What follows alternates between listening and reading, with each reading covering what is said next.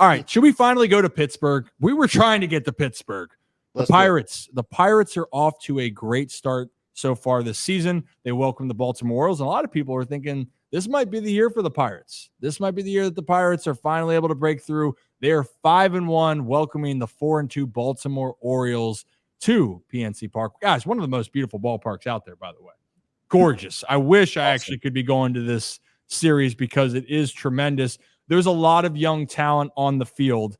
And for those that are wondering, the one that's back for them that had his season cut short last year, that was O'Neal Cruz. They got Brian Reynolds. They signed Mitch Keller to a long extension. Zach, there's a lot of good things to like about this Pittsburgh Pirates team, and it should be a very fun and exciting series.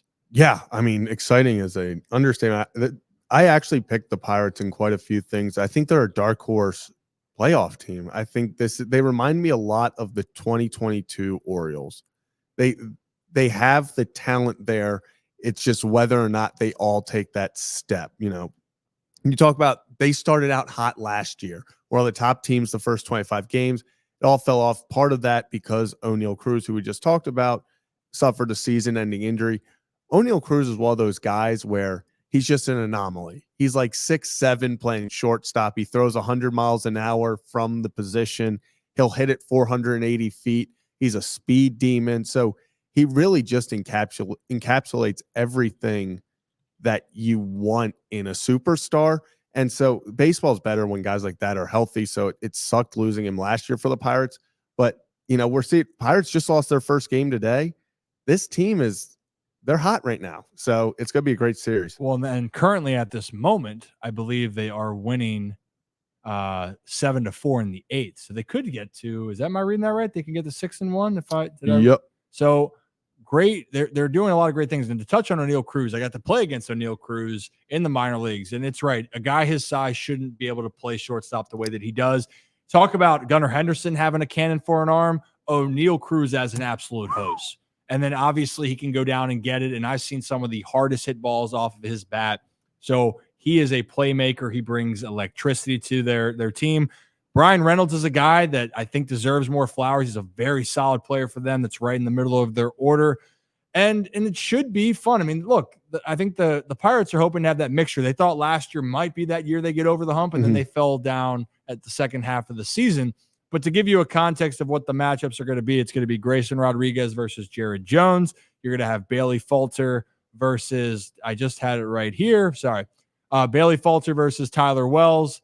And then at the moment, it is going to be Marco Gonzalez facing off against Dean Kramer in the finale on Sunday. So I think a big thing right here, if we're seeing what the Pirates are able to do, and I think the question mark, I guess, with the Orioles and maybe this day off, guys, it's no secret. The bats have been a little bit cold in this series. And for the Orioles to come back and win, Rock, we talked about this earlier. Hopefully the weather will be a little bit better. But the Orioles are going to have to try to find – they can't be playing the cardiac birds every time. They got to try to find a way to get ahead earlier and try to at least put some pressure on the Pirates in this upcoming season or series. No, absolutely. And the Pirates, they're battle-tested in late-inning games as well. They have 2 extra-inning winners. So that's how they got off to such a hot start. They were battling late. And I think that game, both those games were against the Marlins. So people might be like, oh, it's the Marlins. But you know what? It's baseball. It's early in the season. Teams are going to be competitive. So the O's can't do what they did against the Royals, where the bats are cold. And then you want to wake up in the 8th inning, score a couple runs, and then hope that you can come back and have one of those cardiac games where you end up winning on a walk-off. But that's the Orioles that this fan base loves and then loves to hate as well, because that's what they do to your heart rate. It's like you could be sitting. I think I had someone comment to me yesterday. They're like, I turned the game off because I thought we were done. But that's the last time I'll do that, because this team has me believing early on in the season. And I think early on in the season, it has a ton of fans believing with, they're not going to put up 11 or 13 runs every night like they did in the 2 games against the Angels. But why can't they do that a few nights out of the season? This team has power. They can hit 1 through 9. And the hope is that they continue to do that they're going to move guys around. This is not going to be the opening day lineup or the lineup you saw yesterday against the Royals. I'm telling you what, it is not going to be the starting lineup you see ending the season. Obviously, we're hoping that everybody stays healthy in the minor leagues and the major leagues, and they can make that happen. But Mike Elias is going to put the best players in the best positions possible when they are ready to come up and play here in Baltimore. And the Orioles are going to be competitive, much like they're going to be in this series with the guys that they do have 1 through 9. Yeah, and to give people the context, and this is it's hard to tell right now because the Marlins are very off to a really rough start, and they are banged up, especially in the pitching department with Yuri Perez being the report is he's going to have season-ending Tommy John surgery and be done. They're already down Alcantara. They're down some big arms for them, right? But for Pittsburgh, they put up some runs against this that Marlins team in the first 4 games. Didn't score less than 6 runs in any of the 4 meetings in the opening series against the Marlins. Against the Nationals right now, they only put up 3 runs on Wednesday, which was game 2. But right now they have a 7 spot up as they have a 3-run lead in the bottom of the 8th, which I was alluding to. And guys, to give you a little bit of depth, and maybe this will talk about lineups here for a second.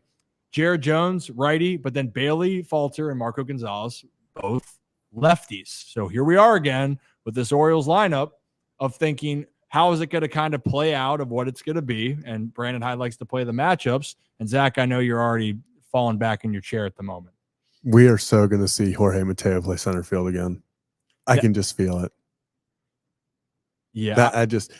Okay. Yeah. No, that's where, that's just what I would just start with when I think of lefties right now. That's kind of where my head is at. But it's going to be a great series. Obviously, I think right now, going into the season, when you kind of looked at the games, obviously you can't tell who's going to pitch in every single game as you go down the list. But the Orioles knew they were going to face a very left-handed heavy kind of pitching staff throughout the first few series. Obviously, that's been the case. So it's going to be just another opportunity. As much as, the Orioles, we say they struggle against lefties because they have some guys that do. And, with the platooning, they like to add Urias and Mateo. But guys like Mountcastle, Adley have just shown that they rake left-handed hitters. So I know one guy, Ryan Mountcastle, not upset at all that there's back-to-back lefties. He's probably feasting to get in the starting lineup those 2 days. Yeah, and to look at it also a little bit closer here, the Orioles, the Mateo move right there, they love Mateo's versatility, right? But again, I thought the time to put him in center, despite with the weather, the situation, that was a little bit of a stretch just because that's not his position. He's a great athlete, but it's different putting Mateo in the outfield than putting him somewhere in the infield like he was on second base to start off the season. I do think that the Orioles, and I want to remind people, maybe this is the time to remind people, we're 6 games in. So guys are going to get off to slow starts, and that's okay. I know everything's very exciting down in AAA, and a lot of those guys, rightfully so, could be big league ready bats. I mean, Heston Kjerstad's already been up. Kyle Stowers has already been up. But the guys on this team, these veterans, deserve the chance because everyone takes a little bit of time getting going. Now, I want to talk a little bit more about Jared Jones here for a second because people might not understand. He actually, his first start at least, kind of had some power numbers. 5 2/3 innings, 3 hits, 3 earned runs, by the way, 10 punchies, 10 strikeouts. So the dude can actually go out there and throw, he can mix his pitches well, and he's a power pitcher. Now, for him, he was a second-round pick for them in 2020. This is, I believe, his official rookie season. So, and actually, this was his debut. So, I mean, it's a really exciting time for them. Again, this is another one of the Pittsburgh Pirates rookies, young players that they're hoping can be a staple for them moving forward, just like the Orioles are trying to figure it out as well. The lefty, though, matchups, it makes you feel, is Colton Cowser going to be one of those guys that's going to be in the lineup, or is it going to be him waiting his turn? But I'll tell you what, Colton Cowser, which I'm really impressed with, coming off the bench, tough situation against the Royals. Hey, it's sometimes better to be lucky than good. Stay on it well enough and bloop it in right in front of the center fielder. Got it going. But Colton Cowser's pushing all the right buttons right now, Rock. He is, and I think fans might quite literally riot if they see Jorge Mateo in the outfield and Colton Cowser not in the game, or Ryan O'Hearn in the outfield and Colton Cowser not in the game. I hope that doesn't happen down the line. Like, I hope that they're smart with these lineups, which they're all going to be calculated. Listen, I'm not a manager. You're not a manager. You played the game at the highest level. So you know, have the manager's hat on basically, but I just didn't understand because I saw a comment that was like, I think the Mateo experience or experiment, it's over in my opinion. Birdwatcher put that out there. I would agree.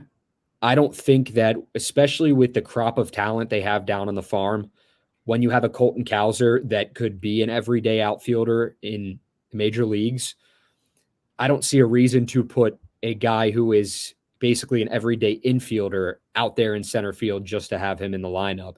When Colton Cowser, I know it's early on in the season, but what he did in spring training, I mean, he was hitting the cover off the ball, and he wasn't just doing it like on occasion. He was on one. And then to get up here and then to continue that, yeah, he hasn't homered yet, but he's been consistent early on. He's hitting 500 right now. I think the last time I checked he was. I don't know if he still is, but that's a guy that Orioles fans, they just want to give him a chance. It's like, give Colton Cowser a chance to prove why he's an everyday outfielder. Put him in the lineup in some way, shape, or form. If an Austin Hayes, if a Cedric Mullins, if an Anthony Santander isn't in there, and even if they are, maybe there's Colton Cowser is going to play better than one of those guys this season. It's competitive. It's baseball. This is why the Orioles, they're happy with having the best farm system in baseball, because guys are going to come up, and like it or not, they may be taking guys' spots if they're not performing. So it's a wait and see kind of thing with Cowser, but I do like how he's performed early on in the season. I know we're just 2 series through, but still. Yeah. Cowser, and again, to remind people, Cowser came into this team being the 4th outfielder. I think everyone's going, oh, look, he did great.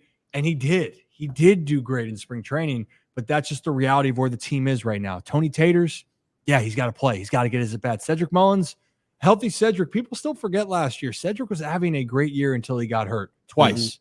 And then he's still dealing with another injury. And also, by the way, funniest gif about Cedric running after the walk-off last night. Perfect form. And I sent you guys, I texted Ced. Yeah. And God, his reaction was priceless. He actually hit me with the Forrest Gump running gif of running. That's exactly what it was, though. It was really fun. I was going through Twitter last night, and there was like 4 people posted the same video, and we're like, what is Cedric Mullins doing? I was like, looking at the video, I was like, where is Cedric Mullins? And then you just see him enter the screen, full arm motions, and it sent me. So I'm glad you got to the bottom of it. It looked like he balled up his toilet paper. That's all I'm saying. That's what it looked like. Did he what did he say when you asked him, Brad? Because I wasn't here for that. Oh, he's a folder. Oh, damn it. Nobody's a baller. I think you were here for it. No, you he weren't. wasn't. No, I was not here for Ced. Nick was there. That's what it was. Yeah. Yeah, you ask everyone that question. Hey, listen, I asked the great ones. Yeah. The hard-hitting questions. Yeah. Zach asked about hair. Brad asked about toilet paper. It's like, I gotta say, Cedric was like very responsive to that question, because he was like, he wanted to know what everybody else's answers Yeah. were. And then he was like, thank you. Like somebody must have asked him that question before, because someone must have given him a wrong answer to it before. Dude, because he was very defensive. It's cool.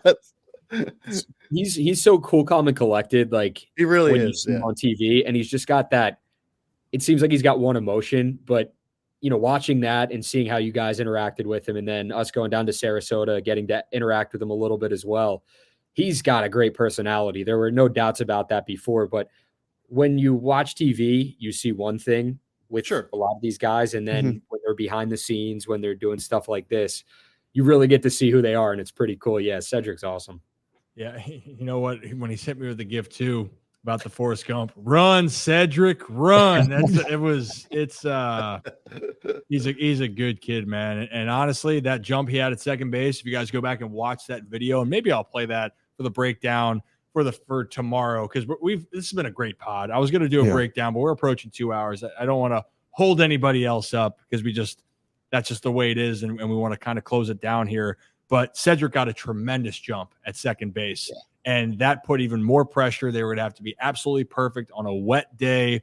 Ball's wet. You got to make a perfect throw, and you ain't going to catch Cedric Mullins regardless of the situation right there. Orioles walk it off. But I will explain with James McCann upcoming why he is just so damn good, and why he should not be looked at as a backup catcher, because he's not.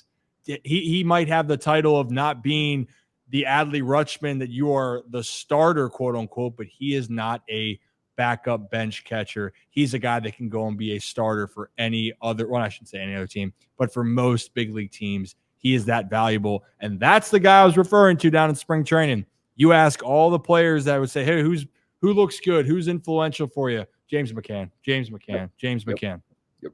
I wasn't lying. Zach, I know I disappointed Zach initially, but Zach's super excited with that answer now. Yeah. Well, at the moment, Rip comes back and he's like, yeah, man, there's this guy that everyone is he's just killing the ball. Everyone's hyped for it. And I'm like, okay, here we go. He's going to say like Jackson, like Heston, so like one of the young up and coming guys. He's like, James McCann. And I'm like, okay, not really who I was expecting you to say, but I was like, all right, that's cool. You know, that's awesome. I'm glad. Okay. And I'm glad it's working. Hey, won it for us. So that's all. That's a perfect reaction, bro. I do want to say, you know, before we get out of here, Jordan Westbrook needs to continue to play every single day. That's just there's my statement. Even against lefties, everything. That's why I'm not upset about there being a bunch of lefties. Just continue to have Jordan Westbrook in that lineup every single day. You want him at third or second, or does it not matter until, like, obviously when Jackson Holiday comes up, he's going to be at second baseman, but it doesn't matter where you put him. Get them both. Just get him in the lineup. We've seen him. He's even DH so far this year, correct? Yes, he has. Get him in the lineup. Yeah, the answer is yes, Rocco. Where should he play, third or second? The answer is yes. And that's what he says too when they ask him, do you want to play third? Do you want to play second? He just goes, yes. Because it doesn't matter where you put him. He's going to show up. He's going to get in the batter's box, and that kid's going to produce.